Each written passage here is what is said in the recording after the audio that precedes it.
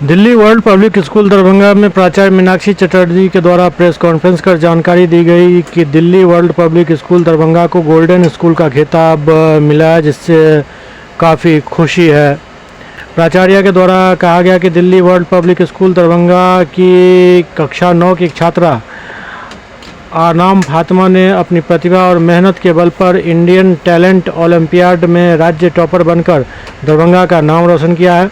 यह उपलब्धि न केवल उनके लिए बल्कि पूरे विद्यालय के लिए गर्व की बात है।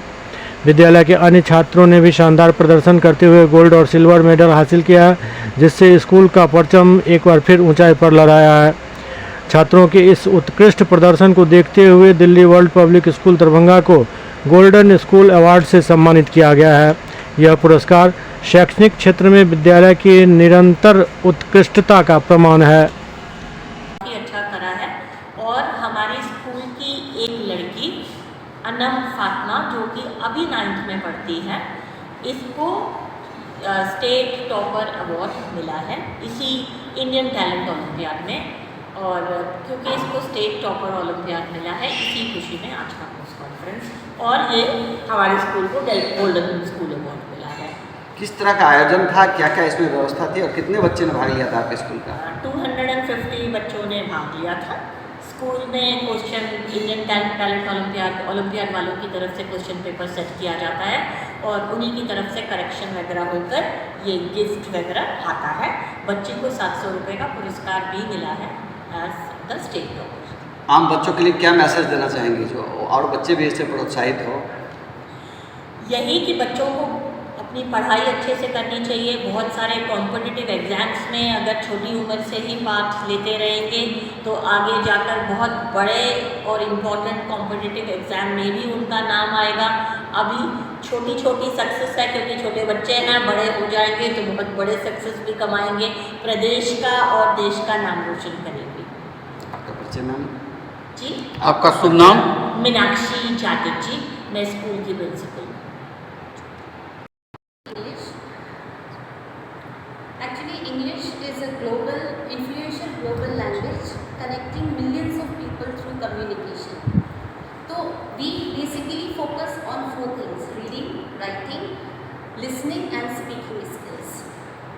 इसमें we engage students through discussions, then pair work, group work and problem related activities, problem solution activities, like how they get into problem and how to come out of it.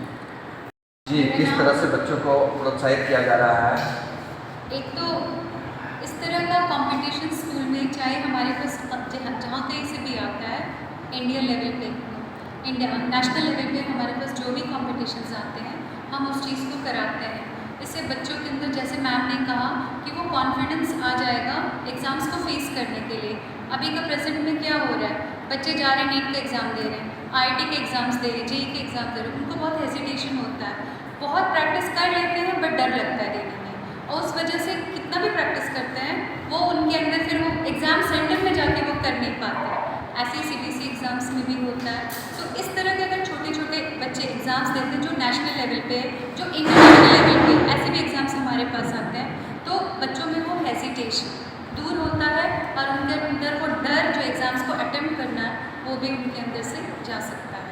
तो इस तरह का ग्रो करने के लिए बच्चों को इस तरह की ट्रेनिंग देने के लिए आपके स्कूल में क्या क्या व्यवस्था है? इसके लिए हमें है, हम सब्जेक्ट वाइज बच्चों को हम डीप और थॉरो नॉलेज देते हैं।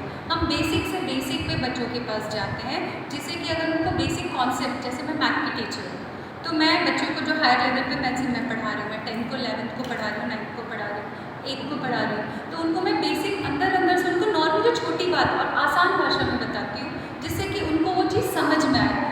कहते हैं ना, जैसे अभी नया नेशनल एजुकेशन पॉलिसी कहती है आप रिलेट करो, आप चीज़ों को रिलेट करके समझाओगे। जैसे मैथ्स बहुत डिफिकल्ट है तो वो बच्चे बहुत अच्छा से उस चीज़ को समझेंगे।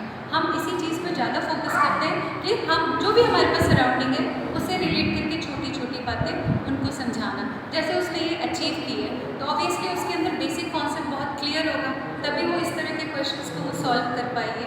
तो हम यही चीज़ हम 10th में भी कर रहे हैं, अभी हम 11th में भी हमने यही चीज़ शुरू किया है कि बेसिक कॉन्सेप्ट से बच्चों को थोड़ा थोड़ा आसान तरीके में उनको मैथ को सिखाने के लिए, जो उनको बहुत डिफ़िकल्ट लगता है। आज